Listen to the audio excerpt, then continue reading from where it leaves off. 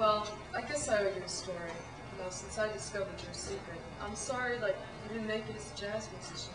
Is that why you came over? Well, maybe. I also wanted to see you drunk. I was thinking about you. I never heard you mention anyone you were seeing, and I don't understand why. You know, you're pretty good looking, assassins go. It's real simple. I'm scared. What did Tom do to you?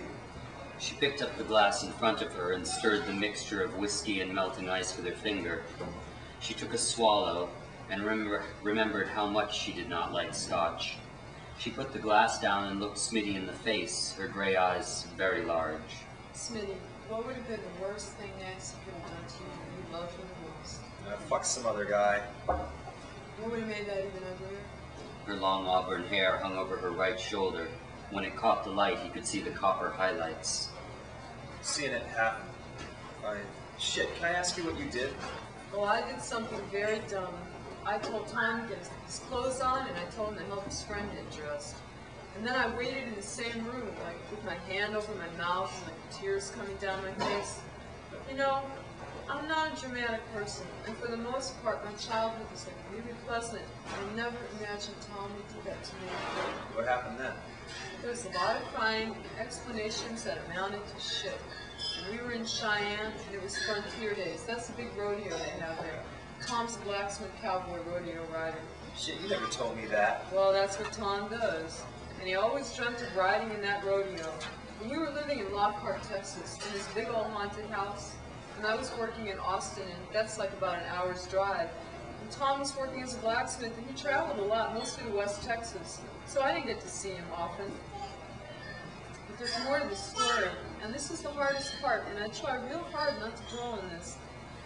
I was pregnant, and I'd lost the baby, and there were a lot of complications, and I was in a great deal of pain afterwards. And I felt really sad. I didn't want to have sex. That's alright, you know. I don't think that's weird. He made you feel guilty about it? Yeah, well, it wasn't just my lack of desire. He blamed me for the baby. He said I shouldn't have been driving 2 hours a day back and forth to Austin, that I should have been satisfied having Tom as a breadwinner. But staying at home would have made me crazy, and he knew that. I wasn't brought up to be a housewife. I loved working on the paper. So I lost the baby in the spring, and he went to Cheyenne in July, and the plan was for me to drive to Rawlins and visit my family, and then meet him in Cheyenne in late July.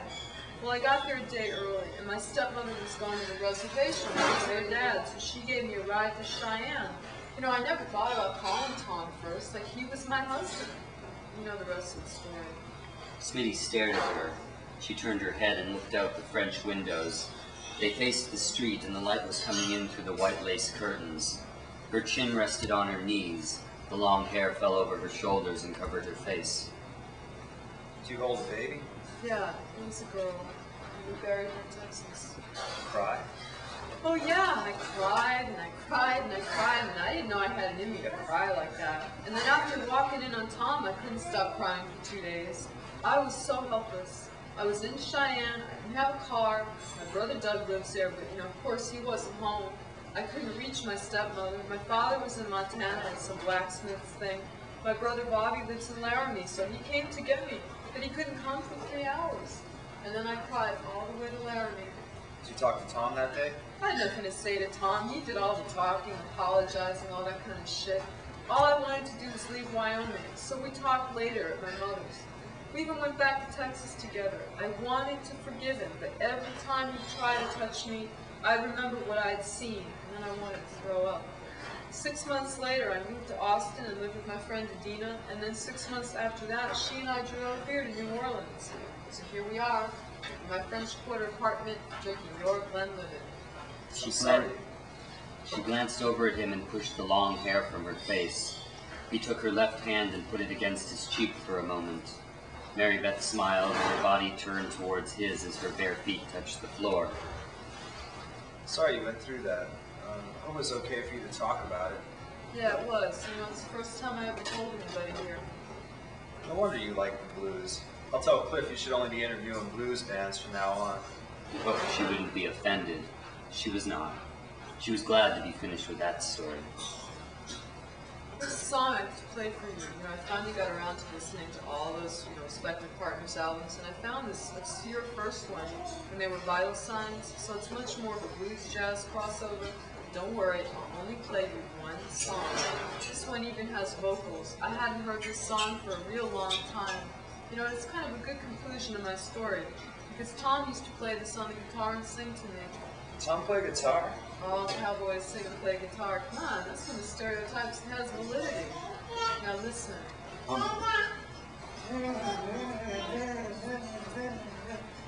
They both drank their scotch. Smitty tried to listen without thinking about Mary Beth's story. The singer had a sad, low voice that almost broke when he sang the chorus.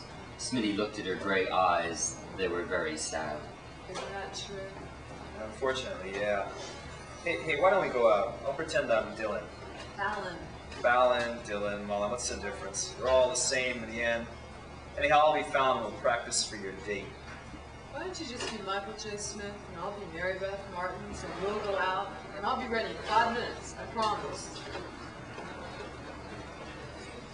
Smitty insisted they go to the old absinthe bar. He wanted to show Mary Beth how Reed Fallon had been sliming all over her that night, now 2 weeks in the past. Mary Beth was a little drunk already, so when Smitty managed to restage the drama on the same 2 bar stools, she actually wished that Reed Fallon would walk in. She did want him to. Smitty brought the first round of drinks and they waited for the house band, Funk Barometer, to come on. All right, you gotta tell me about the College of Music. I haven't had enough to drink yet. Why didn't you like it? It wasn't that I didn't like it. I just never felt that I fit in. I was from the South. It had its moments. I mean, I played in a bunch of bands, and that was fun, but none of them ever went anywhere. So I came back to New Orleans, and I played in a bunch of bands here, and they never really went anywhere. So I ended up doing what I liked doing second best, just lay out cartoons and illustration. I had known Mitch from one of these bands, never went anywhere. He was working here on the paper, and to make a real long story short, he got me a job, and that led to meeting you, and we're sitting in this bar, and it's almost 2 o'clock in the morning, and if we were in Boston, the bar would be closed. What's Boston like? I don't think you'd like it. Then again, maybe you would. See, I can't see you living anywhere else in the quarters, so I can't even imagine you growing up in Wyoming. I listen to you and think we're watching a movie. Why? I don't know, you just fit in here. I'm wasted, Mary Beth. Don't ask me for an in-depth interview. Save it for tomorrow when respective partners get here. Tomorrow? Yeah, don't they arrive tomorrow? No. I mean, I don't know. You gotta be joking. They're not coming tomorrow. Well, I think it's tomorrow. You want me to be your photographer? Sure. Yeah, I'll do it. You have to swear you won't mention Berkeley. I'll kill you and I'll find Reed Fallon and tell him you're dying to get in his loincloth. You're nuts. He smiled and put his hand on her shoulder. You're okay, Mary Beth. Come on and be my Mardi Gras date. I figured we could watch the parade from your balcony and then go to a party I got invited to. How about it? You have any plans? No, not yet, but I was hoping Reed Fallon would call. Fallon? What do you need Fallon for when you could have me? I told you I got a bigger dick. Okay, let's get serious. You really waiting for his call? No, I don't have any plans, but I might get stuck taking prospective partners to a party or at least to the parade if they want to go. I'm hoping I don't have to do any hospitality and that the record company will take care of that. I've been so anxious about this. I wish that interview was over with and I'd written the liner notes and I sent them in and that I'd already been paid and my car was fixed and that I was going on my vacation. Yeah, where are you going? I'm going to Wyoming. I want to see my family. I haven't been there for over a year. Yeah, you miss him? Yeah, I miss Wyoming. But I doubt I could ever live there again, although it's real beautiful. Yeah, did you ride horses every day? Sure did. I miss that. Do you and Tom own horses? He wanted to imagine what their life must have been like. Yeah, we did. They're all sold now, and I haven't ridden a horse in over a year. Think you'll ever get married again? I don't ever think about that. Look, there's a guy over there against the wall to your right. He's looking at you. No, don't turn around and make it look so obvious. So you know him? How am I going to tell you I know him if I can't turn around? All right, I'll describe him to you. Forget it. Make them all sound the same. I'll turn around. Look, you know him? Mary Beth strained to see. The guy turned around and looked in Mary Beth's direction. He smiled and then nervously pushed his dark blonde hair from his eyes. You know him? Well, not really. Okay, how do you know him? Let's hear it. It's one of those strange things. Like I've seen him in my neighborhood, the laundromat, and then on the street. And then one Sunday afternoon, I saw him at the Café Du Monde, but I don't know him. Well, it looks like he's the head barometer. This must be his band. Mary Beth, you didn't bring me here to see it, because I'm not into watching some white clown play funk bass. Look, I didn't suggest we come here. You're the one who wanted to reenact the Reed Fallon episode. I told you, I don't know him. We've never talked. Oh yeah, not even hello and then smile coyly and then look at the floor. Assassin. Well, we say hello now. I think he lives near me. Oh, how convenient. While you're waiting for Fallon to call you, and don't worry, he will.